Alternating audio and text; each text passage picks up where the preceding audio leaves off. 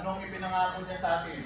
Bakit natin o bakit ninyo ibinoto si Pangulong Bongbong Marcos? Bigas, naging 20 ang kilo! Dahil Dahil kay Inday! hindi daw eh. Hindi daw eh. Dahil saan? Bigas! Ano ba mga ipinangako ni Presidente sa atin? Yun na lang ang balikan natin. 20 kilo! 20 Ha? Ang pinangako unang-una ni Pangulong Marcos sa atin, itutuloy niya ang lahat ng mga programa ni Pangulong Duterte. Tama! Tama? Tutuloy niya daw lahat. Oo, pero unang-unang ginawa ng ating Presidente, Executive Order 01, ginuwag niya yung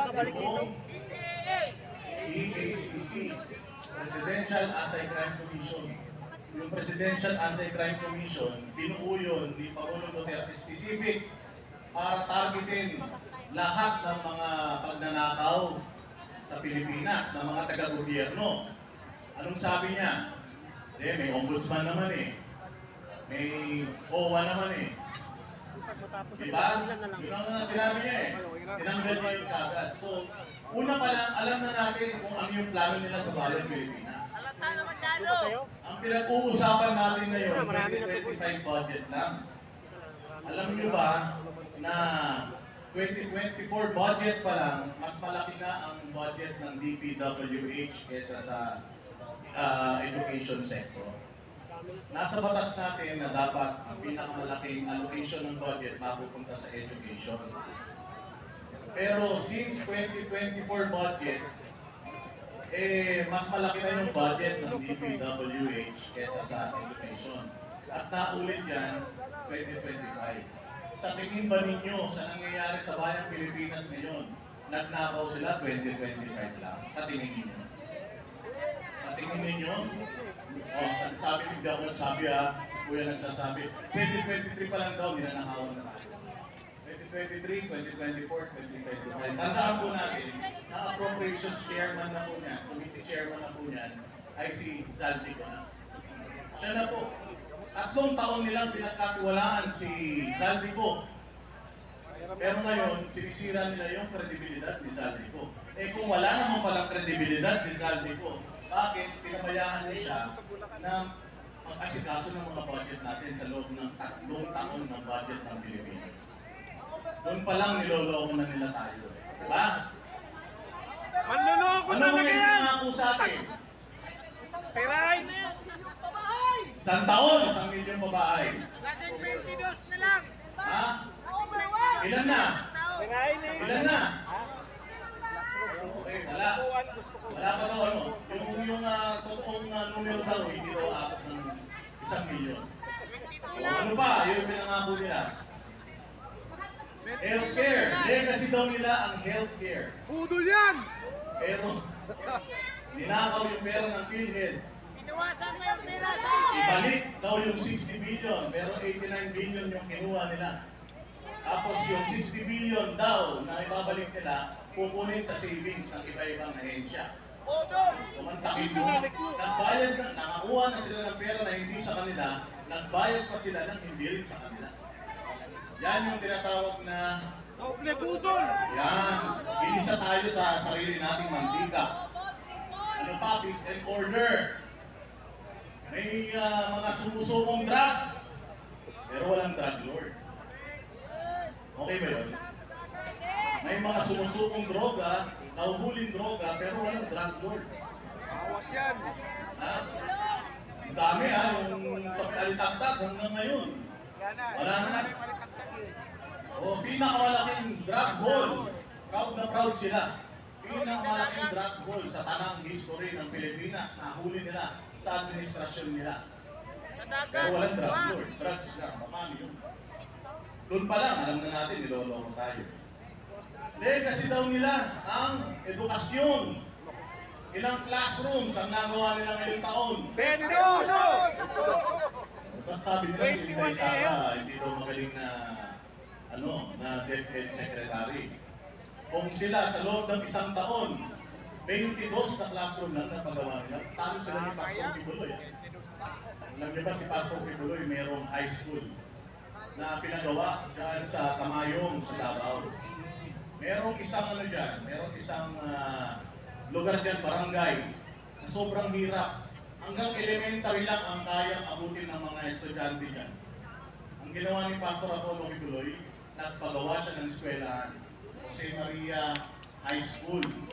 Nagpagawa siya dyan sa Tamayon City, Davao. Ngayon, yung mga estudyante doon, hindi na sila bababa sa syudad para mag-aral. Doon na mismo sa barangay nila, meron na silang eskwelahan. So may naiangat na agad ni Pastor Apollo yung yung estado ng edukasyon dyan sa lugar na yun. Talo pa siya. May pera ng gobyerno, pero 22 classrooms lang ang nagawa nila. Si Pastor Apollo Kibuloy, walang pera ng gobyerno, pero napakarami ng nagawa para sa bayang Pilipinas. Tama? Dating itinaas ni Pangulong Duterte ang dignidad ng ating mga kapulisan. Dinoble ang sweldo. Alam nyo, kaya dinoble ni Pangulong Duterte ang sweldo ng mga pulis. Kasi sabi niya, lulong kayo sa loan. Loan kayo ng loan. Ang dami niyong babae. Wala naman kayong pera. Kaya nangyayari, maglo-loan kayo ng maglo-loan. Pag nag-loan ang nag-loan, walang sasahurin ilang taon. Ang gagawin ng pulis, mangungurako. Mangungotong. Ang ginawa ni Pangulong Duterte para hindi na kayo mag-loan, dadagdagan natin yung sweldo ninyo. Saya-saya natin nun. Pero, Nagtrabaho talaga yung mga pulis. Oo, matapos yun. Nung naging presidente, ito si Pangulo, Diyos ko po. Tingnan nyo ang ginawa nila sa mga kapulisan natin. Natatandaan nyo ba yung 16-day KOJ siege? Ginamit nila yung mga kapulisan para pupubin yung simbahan, banal na dako ng Kingdom of Jesus Christ. Ginamit nila yung mga kapulisan para lumabag sa batas. Yung mga pulis dapat sumusunod sa batas yan eh. Pero yung mga pulis ay kinakasangkapan nila para lumabag sa batas. Pumunta sila doon gamit ang warrant of arrest ng isang tao na hindi naman taga doon. Tapos 16 days sila na nagstay doon sa loob. Tama ba yun? naghukay pa. Hindi, wala sa batas, tama? Hindi naman natin siguro kailangan maging mga abogado lahat para maintindihan natin yan. Di ba? Nakita ninyo, last year, ito, ikukwento ko lang, totoo to ha. Last year, nandun kami nila Dabawen UPH, nandun kami sa Davao. Noong mga panahon na papasukin at pinasok nila yung Kingdom of Jesus Christ.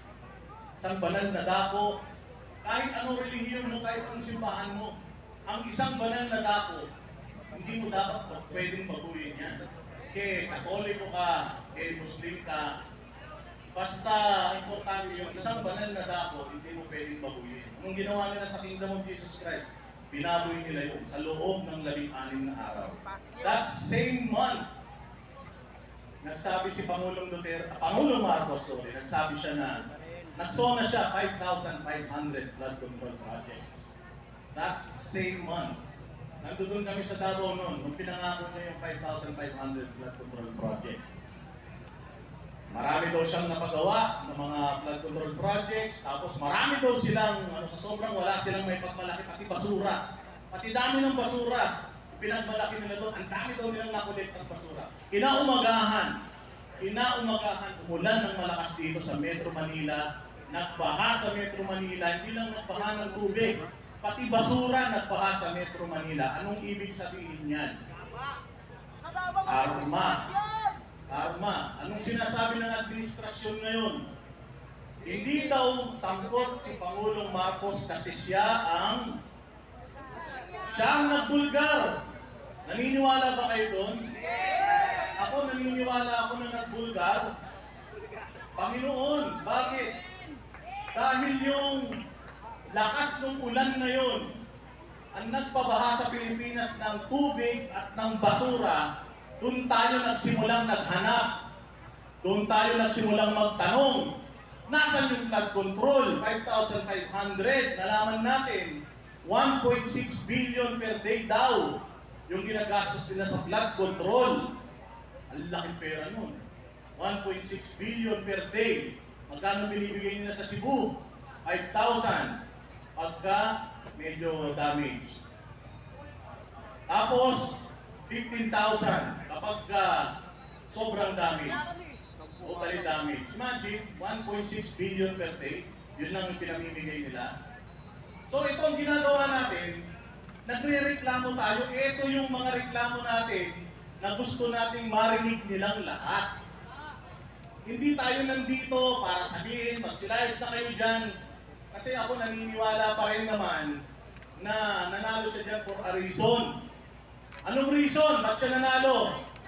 Para malaman natin na wala talagang Marcos na gagawa ng matino sa bayang Pilipinas. Tama? Napakapalad natin kasi hindi tumakbo si Inday Sara na Presidente. Marami sa inyo nagagalit eh. Tigas ng ulo ni Inday. Kung tumakbo sana siya Presidente, sa tingin ninyo sa mga demonyo na yan, kung Presidente si Inday Sara ngayon, pina-impeach na nila yan. Vice President pa lang, pina-impeach na nila eh. Lalo na kung Presidente yan, ipa-i-impeach nila yan. 3 taon lang yan maninilbihan. Vice President si Bongbong Marcos, halimbawa, anong mangyayari sa bayang Pilipinas kung 9 years siyang mamumuno sa Pilipinas? 3 taon pa nga lang, pinahirapan na tayong lahat eh. 9 years pa kaya. So yung hindi pagtakbo ni Inday Sara is a blessing in disguise. It is a blessing in disguise. Marunong talaga ang Diyos. Alam ng Diyos na kailangan niyong matuto. Kailangan natin matuto sa mga ipinuboto natin. Hindi namin binoto si Pangulong Bongbong Marcos eh. Kasi sinabi ni Pangulong Duterte noon, wag niyong iboto yan. Weak leader yan. Spoiled yan. Naniwala kami. Pero, katulad nga na sinasabi niyo, binoto niyo si Pangulong Duterte o si Pangulong Marcos dahil kay Inday Sara Duterte. Ngayon, ito, mga bossing, gusto ko lang ipaintindi sa inyo kung gaano ka-traidor itong gobyerno na to bago tayo maalam. Traidor talaga. Unang-unang tinraidor kayo.